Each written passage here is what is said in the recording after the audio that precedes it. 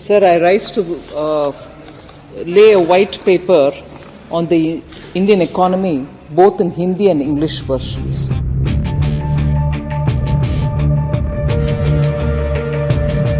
नमस्कार, आप देख रहे हैं वीके न्यूज। मैं हूं आपके साथ आश्रुति Vora.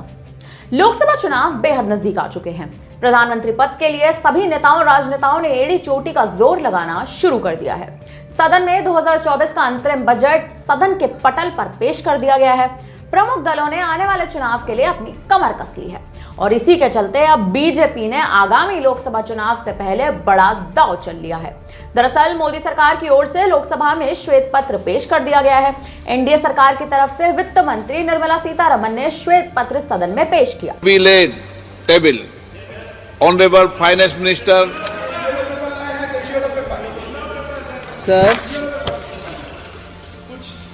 Sir, I rise to lay a white paper on the Indian economy, both in Hindi and English versions.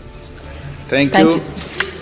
इस श्वेत पत्र को पेश करने के दौरान बीजेपी सरकार ने विपक्ष का काला चिट्ठा इस पत्र के जरिए रखने की कोशिश की है और इसी एनडीए सरकार के श्वेत पत्र के विरोध में कांग्रेस ने ब्लैक पेपर लाने की बात कही है।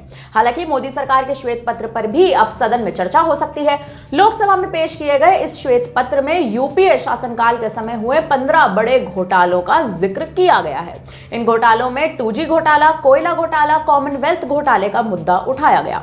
वित्त मंत्री निर्मला सीतारमण द्वारा पेश किए गए इस श्वेत पत्र में इन बातों का भी जिक्र है कि साल 2014 से पहले देश के सामने किस तरह के शासन, आर्थिक और राजकोषीय संकट थे और इन्हीं का जिक्र सदन में निर्मला सीतारमण द्वारा किया गया।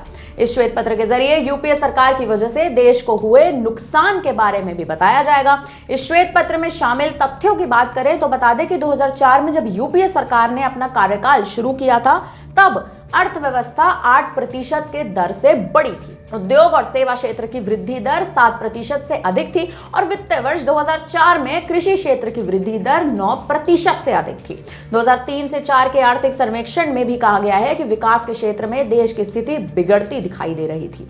हालांकि मोदी सरकार के श्वेत पत्र के जवाब में कांग्रेस अब अपना ब्लैक पेपर लेकर आई है, जिसका ऐलान खुद कांग्रेस अध्यक्ष मल्लिकार्जुन खड़गे ने किया है।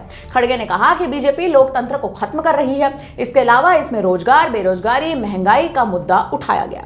बहरहाल मोदी सरकार के श्वेत पत्र के पेश होने के बाद अब कांग्रेस इस पर अपनी क्या प्रतिक्रिया देगी।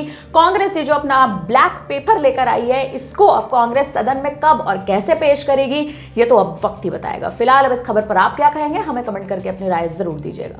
धन्यवाद। वीके न्यूज, राष्ट्र के नाम।